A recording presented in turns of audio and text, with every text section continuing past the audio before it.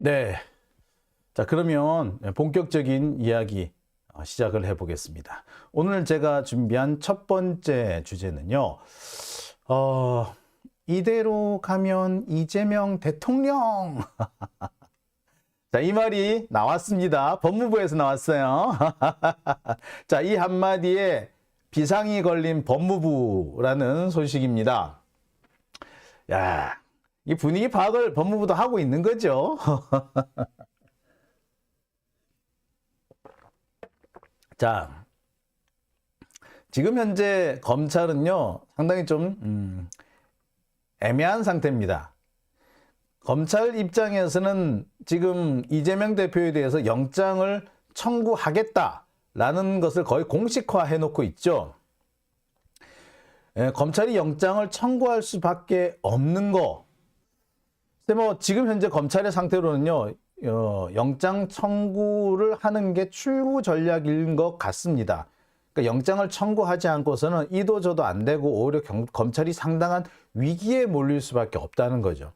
따라서 검찰은 싫으나 좋으나 위험 부담이 있으나 없으나 영장 청구를 할 수밖에 없는 상황입니다. 아까도 말씀드렸듯이 지금 3년 넘게 이재명만 이렇게 계속해서 트립들 파왔는데 여기서 영장조차도 만들지 못하면은 검찰로서는 비난 여론에 쌓일 수밖에 없을 겁니다. 근데 문제는 영장을 청구하더라도 문제인 거죠. 이미 이 대장동에서 곽상도의 50억이 무죄가 나와 버렸습니다. 법원도 의심스럽다고 하지만 검찰이 입증을 잘 못했다라고 밝혔어요. 아들이 받은 돈은 아버지가 받은 돈이라고 할 수 없다는 게 법원의 입장이죠. 자, 그렇다면 부하 직원이 받은 돈을 시장이 받은 돈이라고 할 수 있겠습니까? 남이 받은 돈인데 자식이 받은 돈도 내 돈이라고 할 수가 없는데 남이 받은 돈은 어떻게 내 돈이라고 할 수 있느냐? 이런 지적이 나올 수밖에 없는 거죠. 자, 검찰로서는 영장을 청구해도 막다른 골목인 겁니다. 근데 다만 영장을 청구를 하게 되면 그나마 욕을 덜 먹게 되고 책임을 민주당이나 이재명한테 떠넘길 수 있다는 게 자신들로서는 유리한 점이겠죠. 그러니까 검찰로서는 다른 선택지가 없어요. 이미 이 조홍천 의원이 얘기했던 이 얘기는 상당히 많은 사람들한테서 공감을 얻고 있습니다. 법조계 내부에서도 그래, 아들이 받은 돈도 뇌물이 안 되는데 어떻게 피도 한 방울 안 섞인 김용 정진상하고 같이 엮겠느냐라는 얘기가 나올 수밖에 없는 겁니다.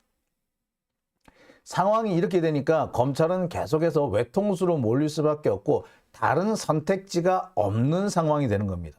검찰이 외통수에 몰렸다? 사실 다른 선택지가 없다. 그냥 못 먹어도 고 죽어도 고 그냥 가는 수밖에 없다 이건 거죠.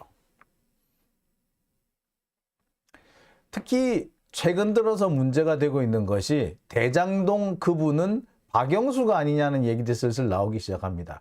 아시다시피 이 박영수 변호사는 양재식을 통해서 대장동 사건 초기부터 여러 가지 이권에 관여한 정황이 있습니다. 그것뿐만 아니라 김수남, 최재경, 윤갑근, 윤석열 이런 쟁쟁한 특수부 검사들의 이름이 대장동 사건에서 계속 이름이 오르내리고 있습니다. 정의당도 갑자기 입장을 바꿔가지고 대장동 특검을 하겠다라고 밝혔죠. 이쯤 되면은 검찰로서는 다른 길이 없습니다.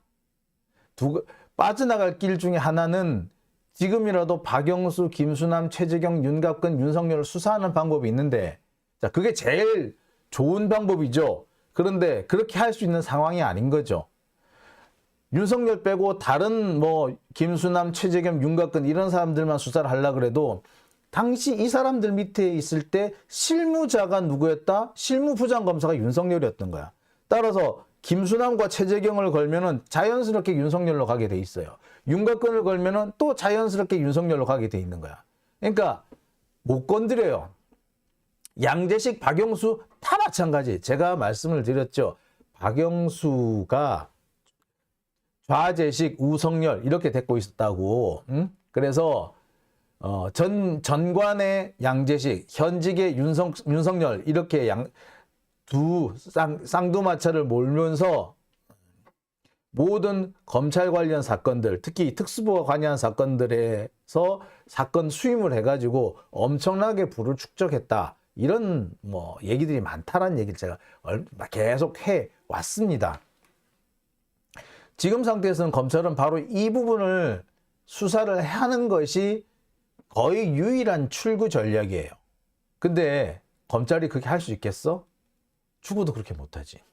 그러면 나머지 출구 전략은 뭐? 핑계를 이재명한테 덮어 씌우는 것밖에 없는 거죠. 그러려다 보니까 영장을 청구할 수밖에 없는 겁니다.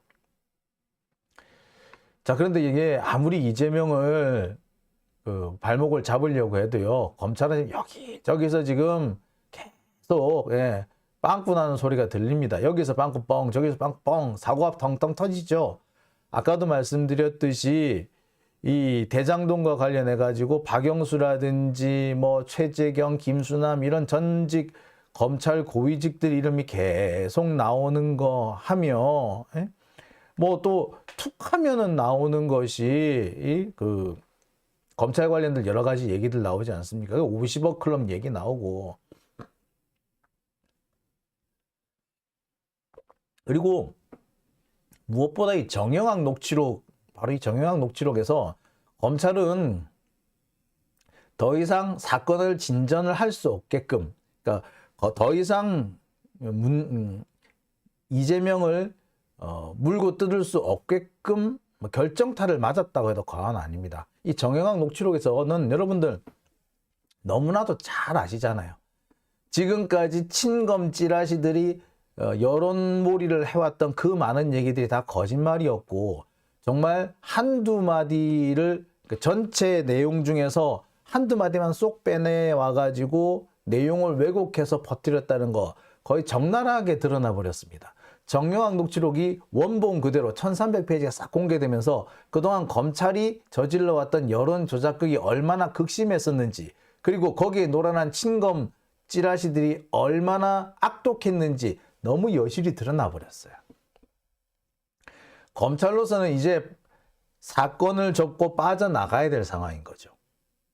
안 그래도 수사가 이래저래 지금 난관에 부딪혀 있는 상황 아닙니까? 곽상도 무죄 나오면서 야, 곽상도도 무죄 나왔는데 어떻게 이재명이 유죄가 나와? 라고 하는 얘기도 나오고, 또 대장동의 그분은 박영수다. 결국에 대장동 의혹은 박영수 의혹이다 라는 얘기 지금 나오기 시작하잖아요. 박영수를 빼놓고는 대장동 의혹을 얘기할 수가 없죠. 솔직히 말하자면 김만배를 그 자리에 끼워 넣은 것도 누구다? 박영수잖아. 김만배가 얘기를 합니다. 내가 여기 들어온 거는 박영수 때문이다라고. 박영수가 여기서 보내서 난 여기 왔다라고 얘기를 하잖아요. 정영학 녹취록에 나옵니다. 자, 이로써 검찰로서는 더 이상 수사를 할 수 없는 겁니다. 뻔히 이재명이 아니라 박영수가 문제가 된다는 거, 박영수가 진짜 주범이다라는 게 드러난 상황에서 이재명만 수사할 수 없죠. 게다가 어떻게든 지금까지는 이 정영학 녹취록을 왜곡해가지고 수사를 끌고 왔는데 정영학 녹취록도 더 이상 써먹을 수 없게 됐고, 어찌어찌 끌고 간다고 하더라도 법정에서 유죄가 나올 가능성도 없어졌죠. 왜? 뇌물로 적용을 못 시키는 거죠. 그러니 검찰로서는 빠져나갈 길을 찾을 수밖에 없는 거고, 빠져나갈 길은 현재로서는 뭐다? 구속영장 치는 것밖에 없습니다. 자, 이 시점에 맞춰가지고요, 검찰이 재밌는 짓을 하나 했어요. 김만배 구속영장을 또 청구를 했습니다. 오늘 검찰이 김만배에 대한 구속영장을 청구를 했어요. 범죄 수익 은닉 혐의라고 합니다. 근데 말이 범죄 수익 은닉 혐의지 사실상 수사에 협조하지 않은 것에 대한 보복이라고 해도 과언이 아니겠죠. 그리고 지금까지 계속 검찰 주변에서 나오는 말이 하나 있습니다. 자, 정영학 녹취록. 검찰을 결정적으로 불리하게 만든 이 정영학 녹취록이 결국 누구한테서 나온 거다? 결국 이거 김만배한테서 나온 거잖아 라는 얘기가 검찰 내부에서 심심찮게 돌고 있습니다. 검찰에서는 이 정영학 녹취록을 유포해 준 게 사실 김만배일 거다라고 거의 뭐 기정사실처럼 생각을 하고 있어요. 김만배가 아니면 과연 정말 누가 어느 강 큰 놈이 정영학 녹취록을 이렇게 통째로 언론에 넘겼겠느냐. 그거 할 수 있는 사람은 만배밖에 없다. 이게 지금 현재 검찰의 시각이더라고요. 자, 그러니 그런 입장에서 볼 때 검찰로서는 김만배가 얼마나 밉겠습니까? 그러니 어떡하겠어요? 야, 잡았너 라고 하는 거죠. 결국에 지금 김만배가 다시 구속 위기에 처하게 됐습니다. 근데 참 검찰 해도 해도 너무하지 않아요? 자기들이 보기에 아무리 자작극처럼 보인다고 하더라도 자해를 해서 그 병원에 한 몇 주씩이나 그 응급실, 아니 그 중환자실 신세를 진 사람인데 이렇게 영장을 청구한다는 것 좀 과도한 것 같다라는 생각 들지 않으십니까? 참 독하네요. 그죠?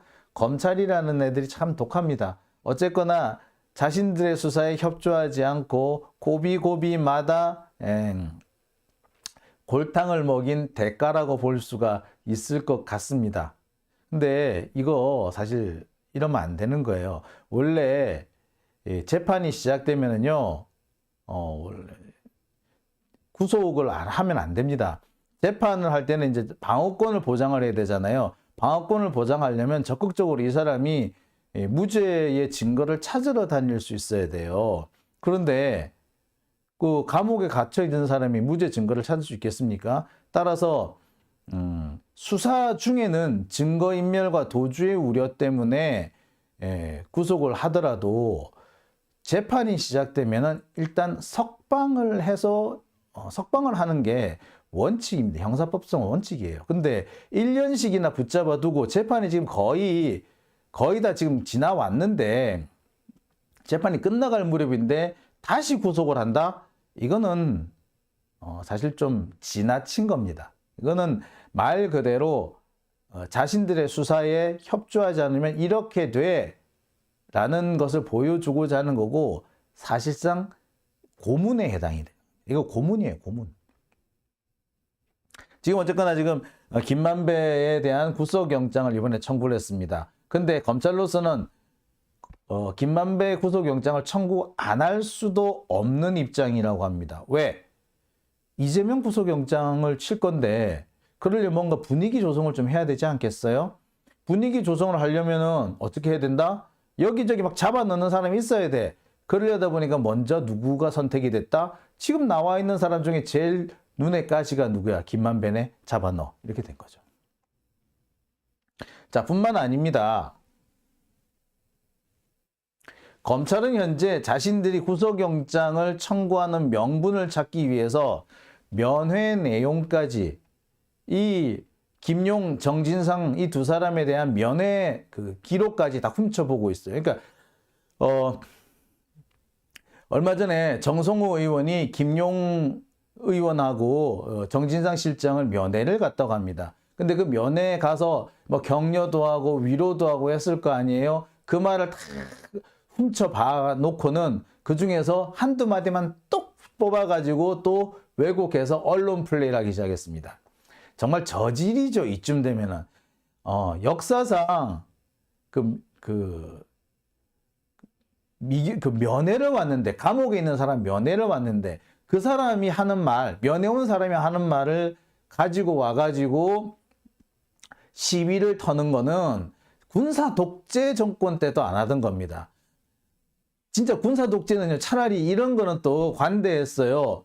예? 정치범의 경우에는요, 오히려 대우를 잘해줬습니다. 오히려, 그래, 니들이 좋은 일 한 거 알고, 니들 나쁜 거, 니들 잘못 안 한 거 안다. 근데 정치적 상황이 이래서 가둬두는 거니까 면회를 할 때는 좀 편하게 해라. 오히려 그렇게 해줬어요. 그런데 지금 검찰은 어떻게 한다? 아니, 면회 온 사람하고 대화한 내용, 그런 것까지 다 받아 적어가지고, 그거 가지고 언론 플레이를 쓴다고? 이건 야비한 수준이 아니라 치졸한 거죠. 치졸해. 이거 국제법으로 걸려요. 국제인권 침해예요. 인권 침해예요. 아무리 미결수고 아무리 감옥에 있는 사람이라고 하더라도요. 사생활은 보호해줘야 되는 거예요. 면회를 온 사람하고 대화를 나누고 있는데 그 대화 나눈 내용을 훔쳐듣고 그걸 가지고 언론 플레이에 쓴다? 이거는 인권 침해예요. 이건 인권 침해. 자, 근데 지금 검찰은 이걸 문제 삼고 있습니다. 정성우 의원이 김용 의원하고 정진상 실장을 만나서 대화한 내용, 이거를 딱 뽑아내가지고 정성우 의원이 이 두 사람을 회유했다, 위협했다, 이런 식으로 지금 억지를 쓰고 있어요. 이 뭔 소리냐고요? 자, 오늘 벌써 기사가 이렇게 났습니다. 친명 좌장 정성호, 정진상, 김용 회유 논란 일파만파. 이 수사저널 조문인간이 얘도 정말 보면 기사 더럽겠어. 이상하게 써요. 아니, 니도 꼬라지를 보라고. 이대로 가면 이재명이 대통령 된다. 이 말이 무슨 회유인데? 이 말이 왜 회유인데? 이거 솔직히 이걸 회유라고 하면은요, 반박할 가치조차 없는 진짜 생억지 아니에요?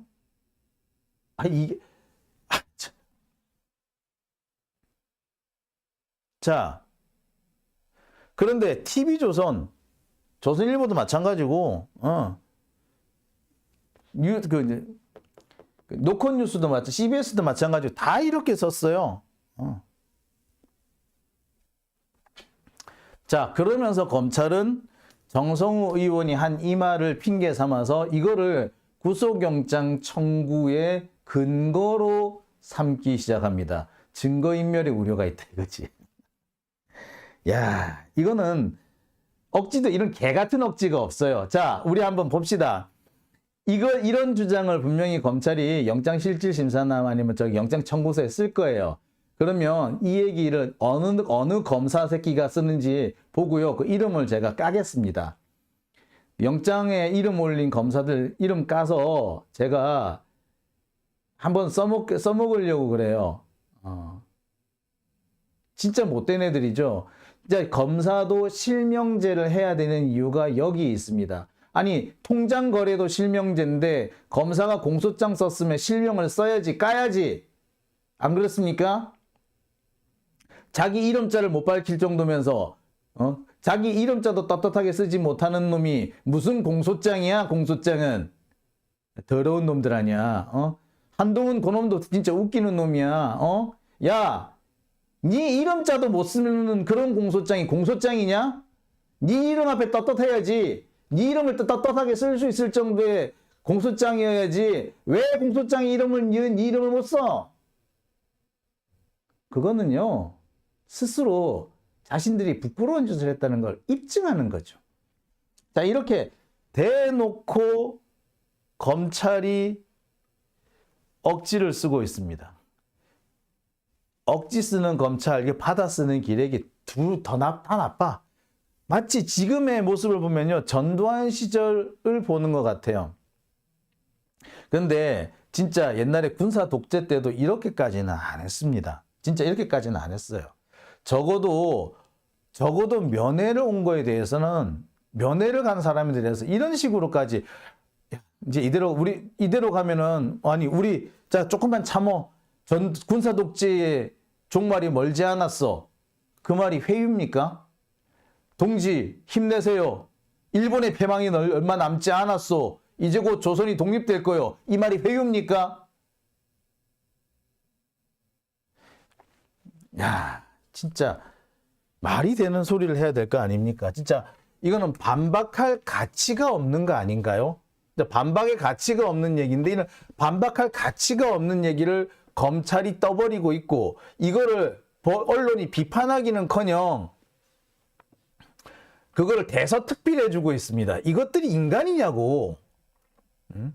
자, 미디어 오늘 김도현 기자한테는 묻고 싶어요. 김도현 기자는 조국 관련된 보도에 대해서 엄청나게 그 검증 보도, 그러니까 검찰 기자단들의 그런 더러운 찌라시 짓을 아주 그 적극적으로 옹호해주고 변명해줬던 게 미디어 오늘의 김도연 기자인데요. 나 김도연이한테 좀 물어보고 싶어. 니 이거 어찌 생각하는데? 이게 회유야? 이대로 가면 이재명이 대통령 된다. 이 말이 회유야? 야, 그러면 말이야. 이거는 어떻게 생각하십니까? 언젠가 신채호 선생이 감옥에 있던 동지들에게 편지를 씁니다. 동지 여러분, 힘내세요. 힘내세요. 독립이 멀지 않았습니다. 일본은 곧 패망할 겁니다. 그리고 조선의 독립이 이제 찾아올 겁니다. 그렇게 신채호 선생이 동지들한테 편지를 썼습니다. 자, 내용이 그렇죠. 동지, 조금만 견디시게. 일본은 곧 패망할 걸세. 조선이 곧 독립할 거야. 라고 신채호 선생이 편지를 보냈습니다. 그러면 이거는 감옥에 있는 동지가 배신할까봐 그 배신을 막기 위해서, 회유하기 위해서 편지를 쓴 건가요? 이거는 단지 신채호 선생이 회유한 겁니까?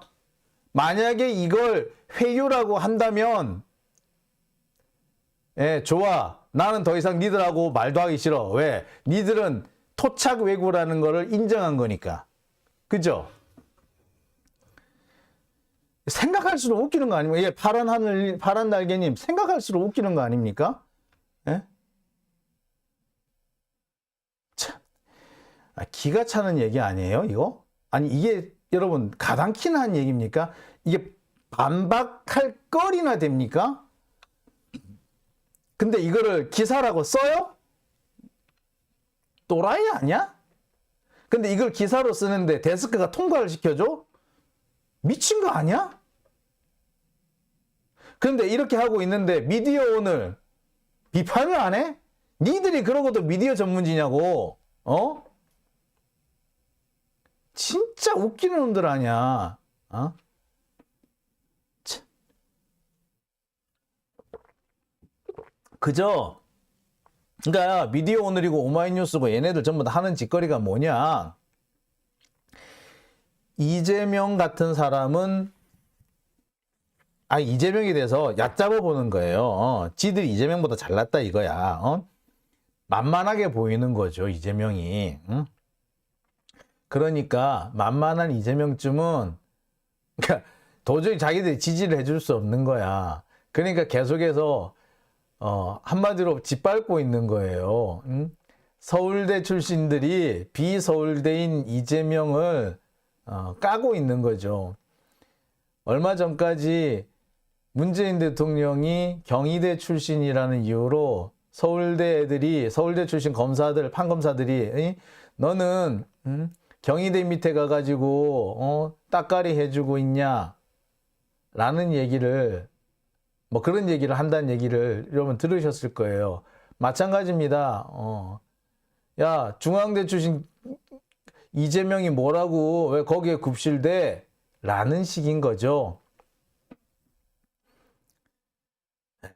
지들이 엘리트라고 보는 거예요.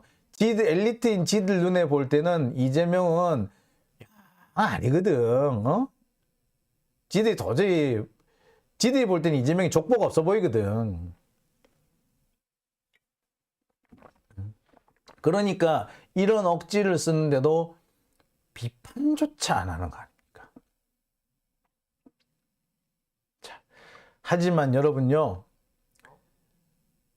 좀 상황을 이렇게 너무 비관적으로 볼 건 아닌 것 같습니다. 자, 언론 내 이런 참 인간 같지도 않는 진짜 이런 것들을 언론이라고 진짜 이 겨우 이따오고 기사를 쓰려고 언론고시 쳤나 싶을 정도로 지금 욕이 여기까지 올라오는데요. 자, 근데 검찰하고 법무부는 왜 이 한마디를 가지고 이렇게 지랄 방정을 떨까요? 알고 봤더니 이유가 있습니다. 검찰이 이렇게 오버하는 이유가 있었다. 검찰이 오버하는 이유가 있었네? 검찰이 오버하는 이유? 뭐가 있었을까요? 네. 제가 확인해 보니까요. 검찰이 오버하는 이유? 네. 이거였습니다. 법무부하고요. 그 다음에 이 검찰 내부에서 이제 이런 얘기가 나왔을 거 아니에요. 김용하고 정진상 면회를 와가지고 정성호가 이랬다 하더라. 이런 얘기를 듣고 법무부 내에서 자기들끼리 피식피식 웃다가 그랬다는 거예요. 근데 묘하게 설득력 있는데? 약간 신경 쓰이는데?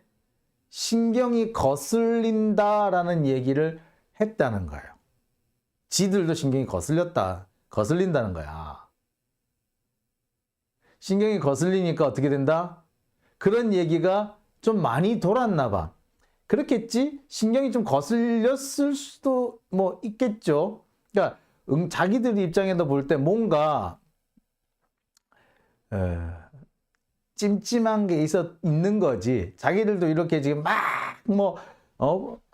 내일이 없는 것처럼 이렇게 몰아세우고 있지만 자기들도 사실은 겁이 좀 나고 있었던 거야.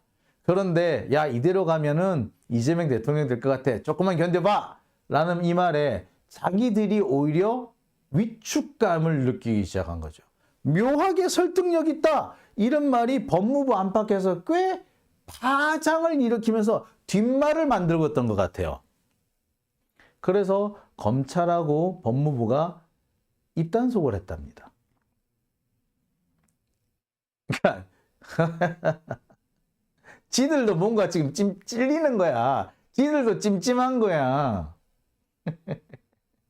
자, 그리고 한편으로는 이거 정성호 의원이 한 얘기를 영장 청구의 명분으로 삼으려고 한다. 이게 뭐다? 증거인멸의 우려가 있다라는 식으로 몰아가려고 이렇게 억지를 쓰려고 한 거란 겁니다. 자, 바로 이 두 가지 이유가 굳이 이렇게 별말도 아닌 걸 가지고 별말처럼 오바지를 하고 있는 검찰의 이유였다는 겁니다. 이해가 좀 되시죠? 아, 가만히 따지고 보니까 지들도 보니까 뜨끔했던 모양이죠. 이대로 가다간 이재명이 대통령이 될 수도 있는 건가? 라고 했다는 거죠. 그러니까 그러면서 야, 이거 묘하게 설득력 있네. 그래서 마치 지금 난파선에서 쥐새끼들이 사라지듯이 하나 둘씩 태세 전환을 하는 공무원들이 늘고 있다고 해요. 공직사회 내부가 상당히 동요하고 있다고 합니다. 그러면서 야, 이 정권 오래 못 가는 거 아니냐? 라는 얘기들이 나온대요. 그리고 또 나오는 얘기가 그래 어째어째 5년을 잘 버틴다고 하자고. 그런데 5년 뒤에 어찌 될지 모르지 않느냐. 그러니 원망살질 하지 말자. 나중에 감옥 갈 수 있다. 그런 얘기가 나온다는 거예요. 그러면서 예를 들었던 게 이명박 정권 끝나고 박근혜 정권이 들어섰는데 그 박근혜 정권도 이명박 정권 때 오버해가지고 이렇게 좀 잘못했던 것들 다 끄집어내가지고 다 감옥에 보냈던 거 여러분 기억하실 겁니다. 이상득 그때 그래가지고 이명박 정권 끝나고 난 다음에도 몇 번씩이나 감옥 가고 막 그랬잖아요. 자, 그런 얘기들을 하면서 애시당초에 우리가 지시를 받았으니 어쩔 수 없이 하긴 하는데 원망살짓은 하지 마라. 나중에 진짜 잘못하면은 감옥 갈란가도 모르겠다. 라는 얘기가 공직사회에서 지금 나온다는 거예요. 그래서 하나둘 이 정권에서 발을 빼려고 한답니다. 마치 난파선에서 쥐새끼가 사라지듯이. 자, 배불뚝이 정호님, 이제까지 몰랐단 말이야, 등신들아? 라고. 예. 이권희님, 정치 개검들 모두 지구 밖으로 퇴출해야 라고 하셨고요. 자, 베리님, 태세전환, 크크, 국가공무원들. 자, 허준이님, 이재명 대통령 된다. 유행어를 만듭시다. 라고. 예, 호연지기님, 윤석열은 이명박근혜 신세가 될 것 같다. 라고. 네. 많은 분들이 그렇게, 아니, 실제로 그런 말들이 꽤 많이 나오는 모양이에요. 그래서 은근히, 야, 이거 괜히, 오버해서 설치다가 나중에 욕먹거나 감옥 갈 수 있다. 조심해라. 조심하자. 그런 됩니다. 어떻게 보자면은 윤석열 정권이 숙명적으로 안고 출발한 것인데, 그것도 조금 뭐, 자기들이 그런 대로 뭐 그냥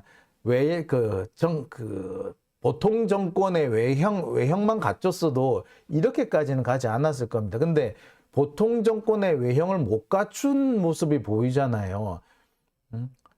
외국 나가가지고, 너무 나라끼리 괜히 싸움 붙이고, 아랍에밀리트의 주적은 이란이다. 이딴 소리나 하고,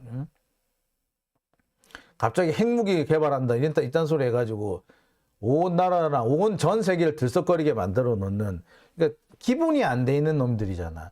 실제로 블룸버그 통신에서 그렇게 썼죠. 기본이 안 돼 있다고. 그런 정권이 되다 보니까 공직사회가 동요하는 게 당연하고요. 그러니 이대로 가면 이재명 대통령 된다라는 말에 화들짝 놀래는 것도 당연합니다. 자, 그러게 잘하지.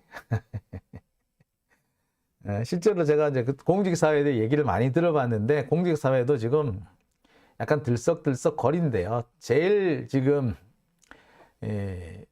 동요가 심한 데가 경찰이랍니다.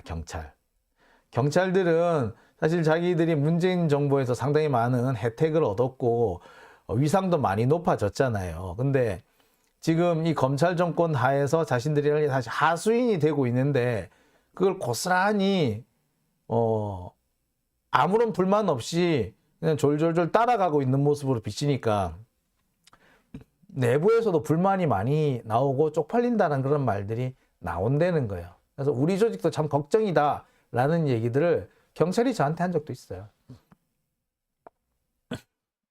자, 그런데 사실 검찰, 경찰, 국정원, 국세청이든 여기를 이제 4대 권력기관이라 그러잖아요. 근데 4대 권력기관 중에 한 군데가 이렇게 심하게 동요하고 흔들린다면, 이런 모습은 정권 차원의 그 위기로 해석을 해도 사실은 뭐 크게 어긋나는 건 아닙니다. 그러니까 윤석열은 자기가 큰 소리를 치고 있지만 이미 이 정권 차원의 위기에 봉착해 있는 거죠.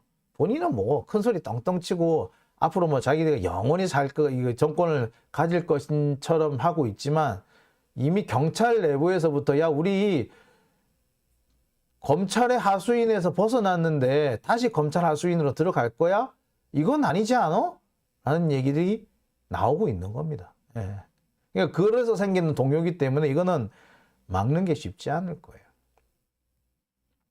그러니까 그렇게 동요가 심하니까 이재명 대통령 된다. 아니, 딴 것도 아니고 그냥 같은 당 동지들끼리, 같은 당원들끼리 격려하고 위로해주기 위해서, 야, 조금만 견뎌봐. 이재명 대통령 돼. 이대로 가면 대통령이 될 것 같아. 라는 말을 가지고 시비를 다 삼지 않겠어요. 그러니까 그만큼 자기들이 쫄린다는 거죠. 자, 그렇습니다. 자, 앵두님, 지금 경찰 아니올시다. 아이, 맞아요. 경찰 아니올시다예요. 근데 제가 하는 말은, 그러고 있는데 검찰 내부에서도 야, 우리 이래야 돼, 이래도 돼 진짜? 라는 얘기가 나와요. 자기들끼리도 나와. 자기들끼리 막 싸우고 그래. 자, 빛나라님, 이재명 대통령 빠르게 가자라고 하셨습니다. 네. 잭슨 KSD님, 레임덕이라고 했고요. 장수진님, 맞는 말 했구만요. 이미 우리에게는 대통령님이십니다. 라고 하셨고요. 갱 빵끝 웃는 님, 우리가 긴장해야 할 듯. 네, 이 말도 맞는 말씀이세요.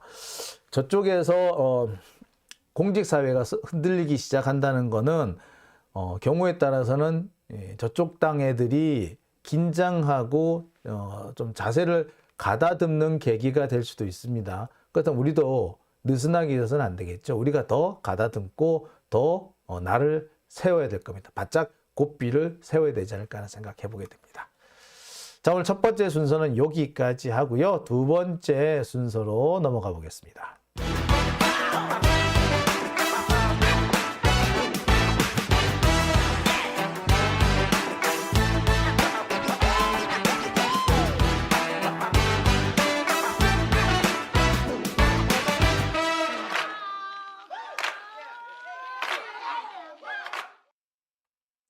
네.